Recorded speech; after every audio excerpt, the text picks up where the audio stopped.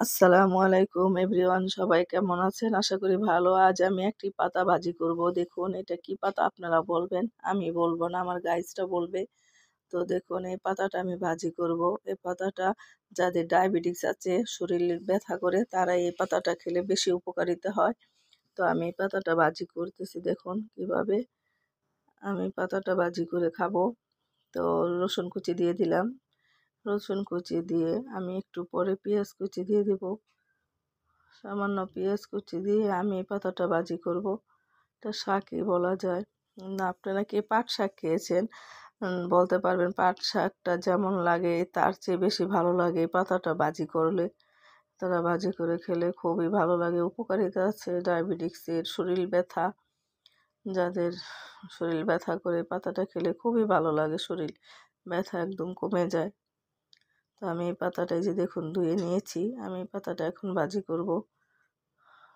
আমি নাম বলবো না, নাম আমার গাইজ বলবে, গাইজটা বলবে পাতাটার নাম কি।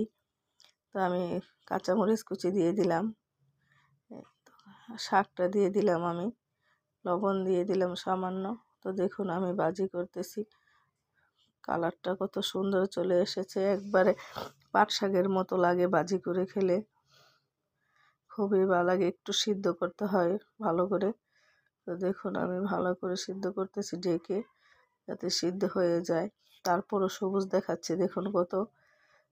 তো আমি শাকটা পুরোই ভাজি করে নিচ্ছি। এটা আপনারা বলবেন এটা কি পাতা। আমি শাকটা ভাজি করে নিয়েছি, এখন আমি খাবো শাকটা।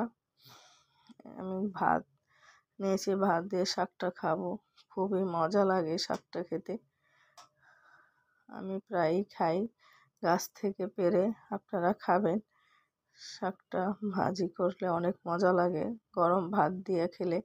তো দেখুন আমি খাচ্ছি শাকটা, খুব মজা হয়েছে, অনেক ভালো লাগতেছে শাকটা, আমি খাচ্ছি।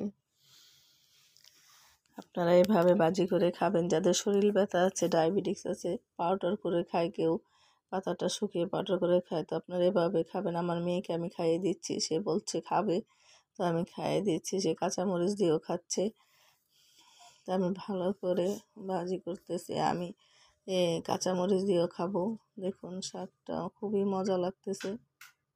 আপনারা এভাবে তৈরি করে শাকটা খাবেন ভাজি করে, আর বলবেন আমার গাইস এটা কি পাতা আমি ভাজি করেছি। আপনারা বলবেন, আমার দর্শক সবাই বলবেন এটা আমি কি পাতা ভাজি করেছি। কমেন্টস করে জানাবেন এই পাতাটার নাম কি। এই পাতা